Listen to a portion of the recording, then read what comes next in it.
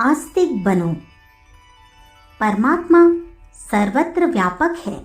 इस सत्य को जानते तो अनेक लोग हैं, पर उसे मानते नहीं, व्यवहार में नहीं लाते। जो परमात्मा को सर्वव्यापी घट घट वासी मानेगा, उसका जीवन उसी क्षण पूर्ण पवित्र, निष्पाप और कषाय कल्मशों से रहित हो जाएगा।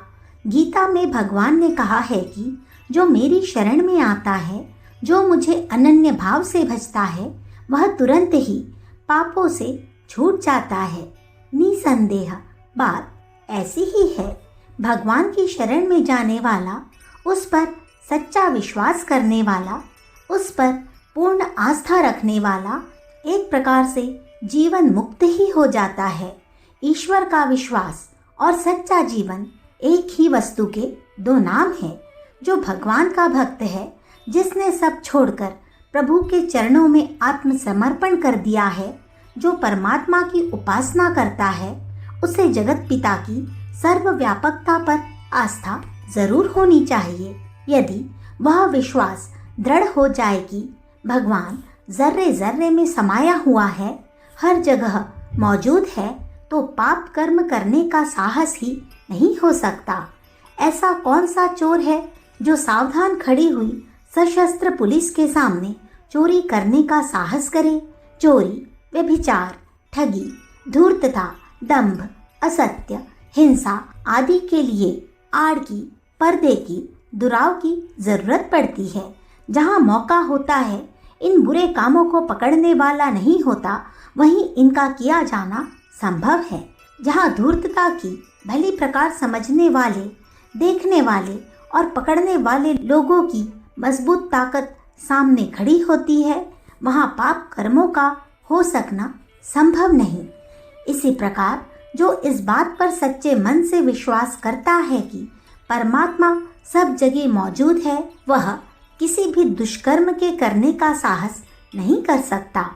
बुरे काम करने वाला पहले यह भली प्रकार देखता है कि मुझे देखने वाला या पकड़ने वाला तो कोई यहाँ नहीं है। जब वह भली भांति विश्वास कर लेता है कि उसका पाप कर्म किसी की दृष्टि या पकड़ में नहीं आ रहा है, तभी वह अपने कामों में हाथ डालता है। इसी प्रकार जो व्यक्ति अपने को परमात्मा की दृष्टि या पकड़ से बाहर मानते हैं, वे ही दुष्कर्म करने को उद्यत हो सकते हैं।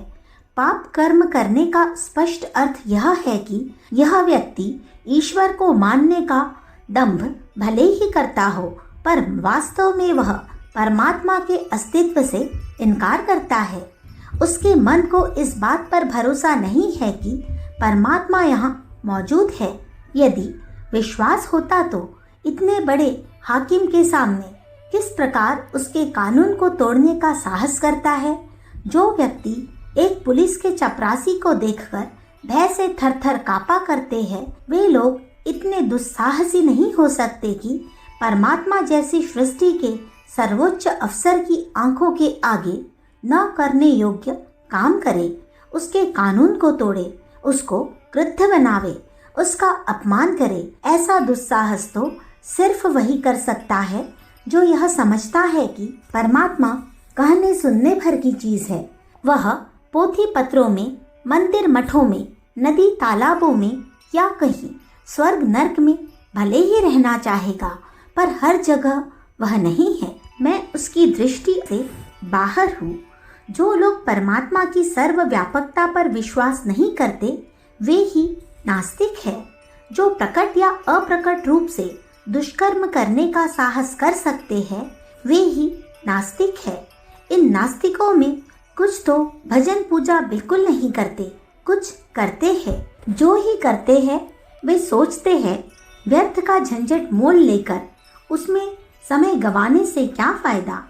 जो पूजन भजन करते हैं वे भीतर से तो न करने वालों के समान ही होते हैं, पर व्यापार बुद्धि से रोजगार के रूप में ईश्वर की खाल ओढ़ लेते हैं।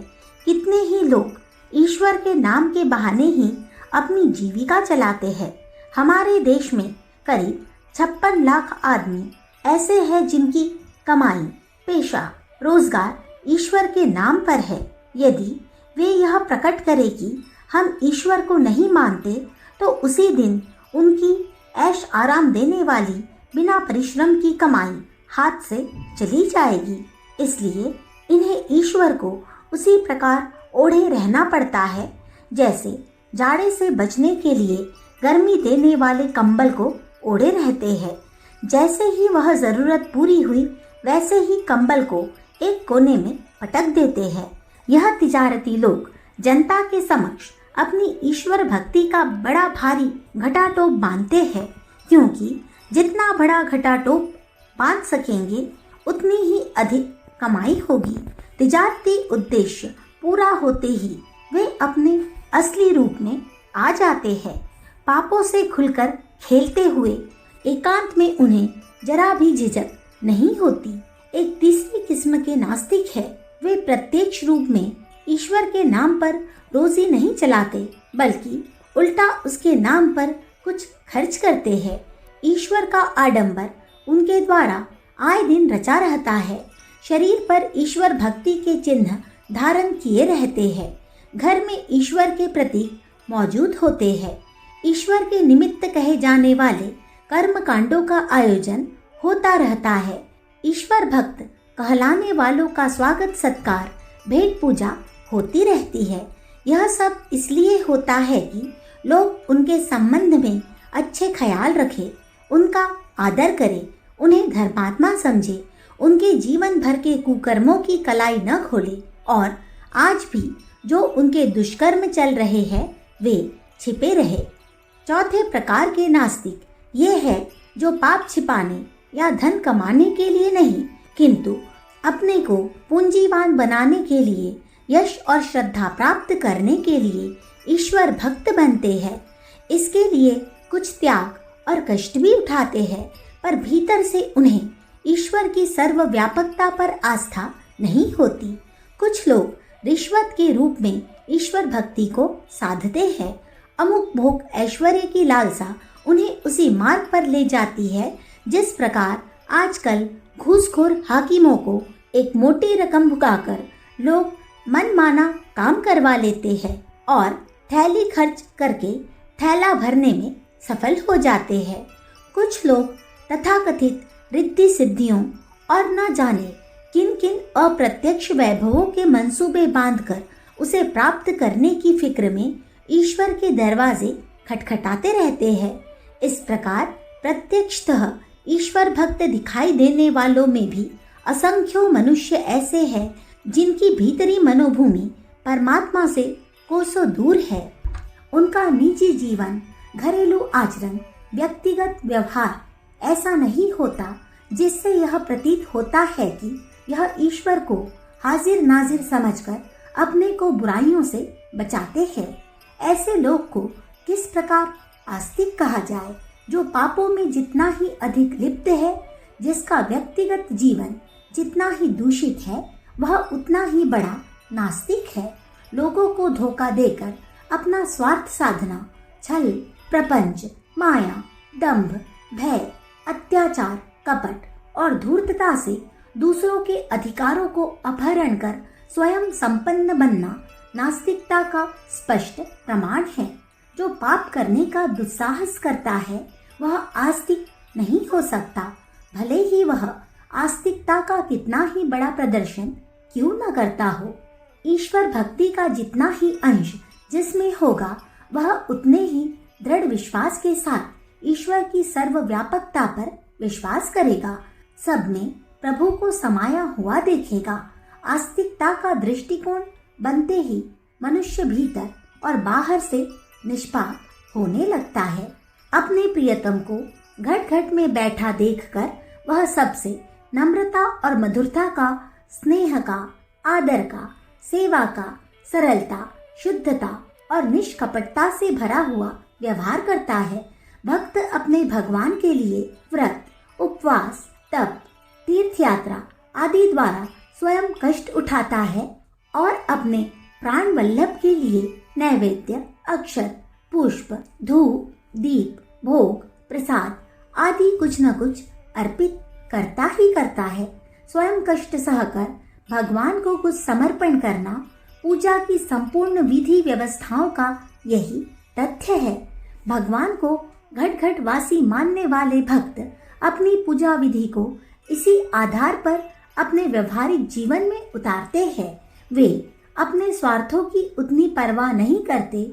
खुद कुछ कष्ट भी उठाने पड़े तो उठाते हैं, पर जनता जनार्दन को, नर नारायण को अधिक सुखी बनाने में वे दत्तचित्त रहते हैं। लोक सेवा का व्रत लेकर वे घट घटवासी परमात्मा की जीवन व्यवहारिक रूप से पूजा करते हैं।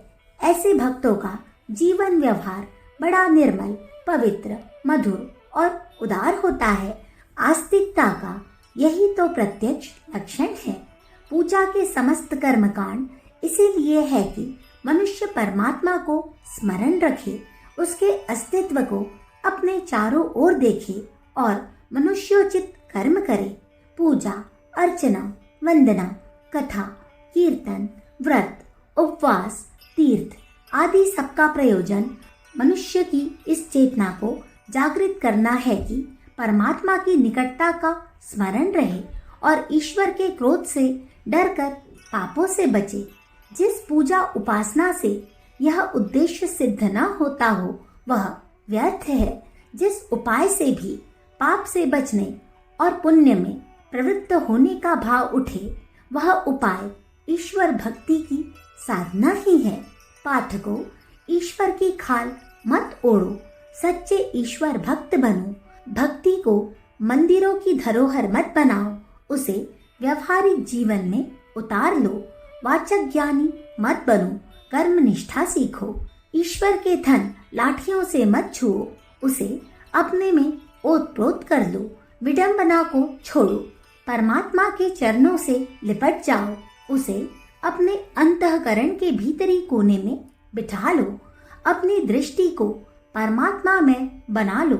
तुम्हारा जीवन सच्चे आस्तिक का पवित्र जीवन होना चाहिए। अपवित्र जीवन तो प्रत्यक्ष नास्तिकता है। अखंड ज्योति, दिसंबर सन 1945, पृष्ठ संख्या 3, 4, 5। हमारे YouTube चैनल विचार क्रांति दूत अखंड ज्योति पत्रिका को सब्सक्राइब करें एवं अगली वीडियोस प्राप्त करने के लिए बेल आइकन दबाएं। धन्यवाद।